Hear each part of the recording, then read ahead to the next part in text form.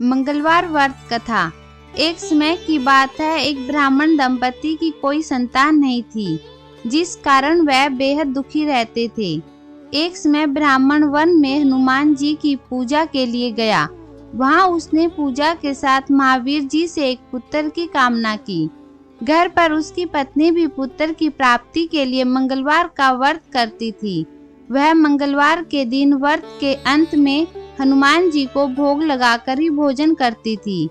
एक बार व्रत के दिन ब्राह्मणी न भोजन बना पाई और न ही हनुमान जी को भोग लगा सकी।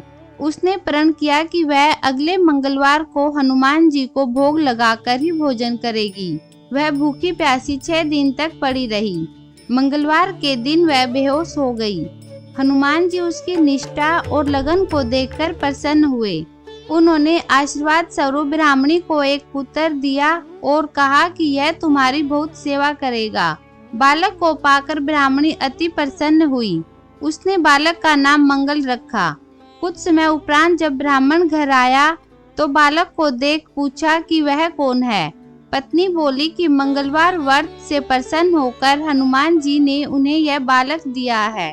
ब्राह्मण को अपनी पत्नी की बात पर विश्वास नहीं हुआ। एक दिन मौका देखकर ब्राह्मण ने बालक को कुएं में गिरा दिया।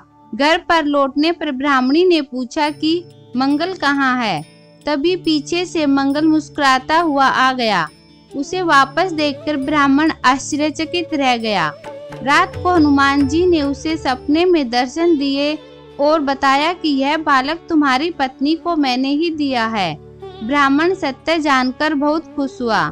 इसके बाद ब्राह्मण दंपति प्रत्येक मंगलवार को व्रत रखने लगे।